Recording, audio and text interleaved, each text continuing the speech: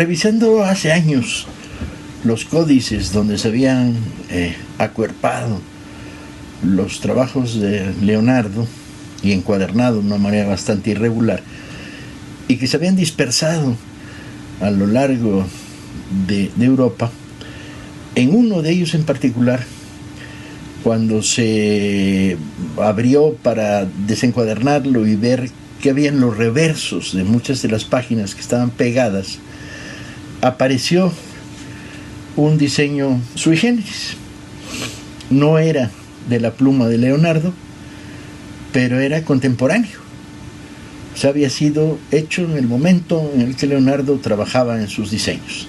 Era bastante burdo y era el diseño de los engranes que permitirían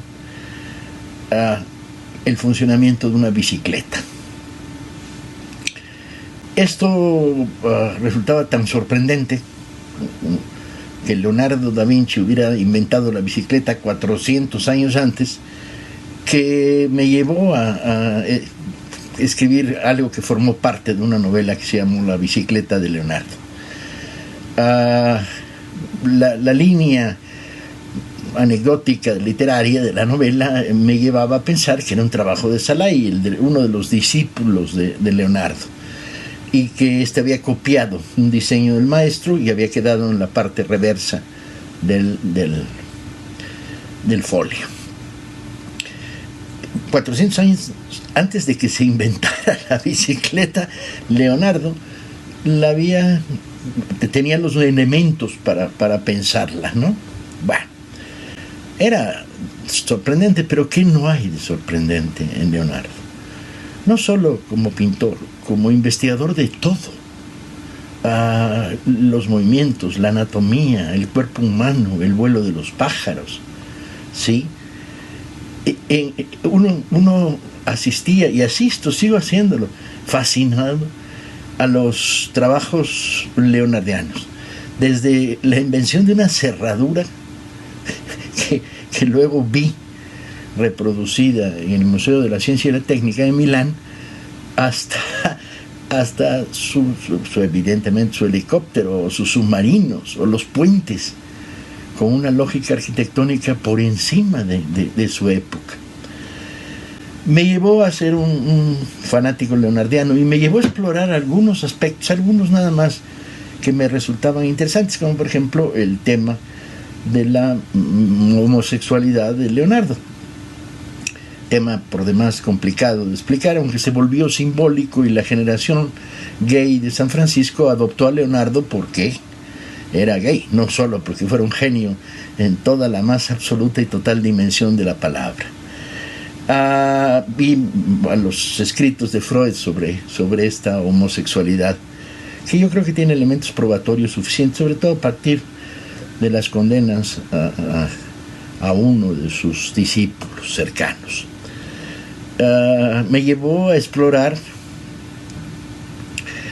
otras historias paralelas, como el cuadro más famoso de Leonardo después de la Gioconda, que nunca existió, porque lo pintó al fresco y el fresco se destruyó, y solamente hay copias de Rafael de Sanzio, que copió cuando la batalla de Anghiari se estaba haciendo, pero sí están los estudios de algunos de los personajes de la batalla. Entonces, la historia de este cuadro que no lo es.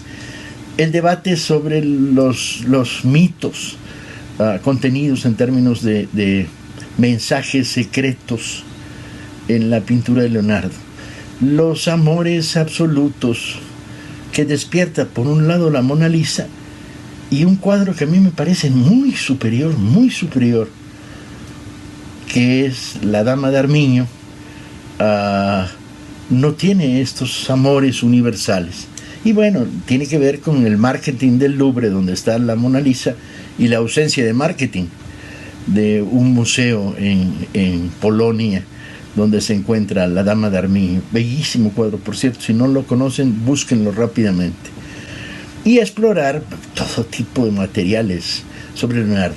Pero quizá el impacto más fuerte de mi vida fue en un paso por Milán, donde llegué a regalarle mi novela publicada en italiano al director del Museo de la Ciencia y de la Técnica. en Milano, donde está la super sala, donde están reconstruidos en madera todos los inventos de Leonardo. Cañones, cerraduras, helicópteros, alas, todo lo que se te ocurra está ahí. Y es una entrada a un universo donde la palabra genialidad desborda por todos lados.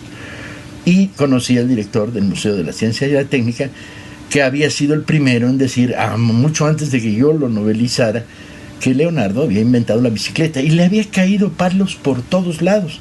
Y cuando vio que había una novela de un mexicano que lo reivindicaba, estaba feliz, me decía, vaya, vaya, y me regaló una tarjeta permanente, todavía la tengo, para entrar al Museo de la Ciencia y de la Técnica.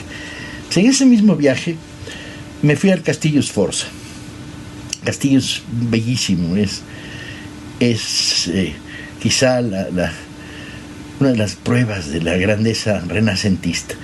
Pero fui a la sala donde debía ir a rendir culto, que es aquella sala en la que entras, suelos de madera, las paredes no tienen ningún tipo de mueble, y si miras, Leonardo pintó algo en el techo de la sala. En una época en la que los pintores de las cortes de los grandes condotieros y nobles italianos tenían o bien batallas, historias de batallas, o las típicas reconstrucciones de historias bíblicas, Leonardo hace algo que me dejó conmovido, y desde entonces cada vez que paso por Milán voy a ver esa sala, que es, ¿qué pintó en el techo Leonardo? Sin decirle a nadie, no hay registro de sus discusiones con Ludovico, que creo que era Ludovico el Sforza que le encargó que pintara esa sala. Nunca dijo por qué pintó eso, y no dejó testimonio. Pintó un árbol, de hecho no un árbol, un bosque. Por los 4 puntos de ascenso al techo crecen las ramas de un inmenso bosque. Y yo quedaba ahí conmovido diciendo, qué grande eres, Leonardo da Vinci, qué grande eres. ¿Qué estás diciendo? Te encerraste en esta sala y dijiste, el cielo es la tierra. Mensaje por demás hoy absolutamente subversivo. He seguido leyendo siempre sobre Leonardo. Hay algunas biografías que son más sólidas que otras. Quizá la del ruso de Merejkovsky, Demetrio de nombre, fue la primera en conocerse en México, la publicó Diana y circuló ampliamente. La de Bramley, también editada por Diana, no sé por qué a Diana le daba por publicar leonardismo. Es una biografía muy documentada, aunque no hay biografía muy documentada. Leonardo ha estado en tantos territorios que no hay manera de capturarlo. Y por último, la de que pueden encontrarla en las librerías de viejo también, la de Marcel Brion. Aparte de eso, hay una en particular que me pareció notable.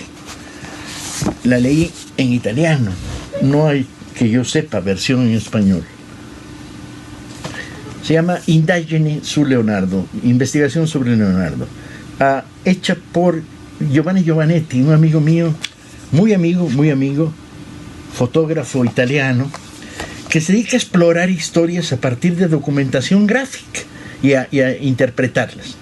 ¿Quién es finalmente la mujer que está detrás de la Mona Lisa? ¿Cuándo fue generado este dibujo, este retrato? Y resulta francamente interesante. A partir de ciertas pruebas documentales establece la identidad de la Mona Lisa. Hoy por hoy, para cualquier interesado es posible encontrar, inclusive en una oferta que se hizo a bajísimo precio, los enormes manuscritos originales, los famosos códices donde puedes ir directamente. Y desde luego en librerías de viejo puedes encontrar estas tres, y probablemente puedes encontrar en librerías de viejo mi novela, porque hace tiempo estaba agotada, y entrar en un universo cuya riqueza es interminable, interminable. Si nada humano nos es ajeno, el esplendor de un personaje sin límites, absolutamente sin límites, no puede dejar de fascinarnos y cautivarnos.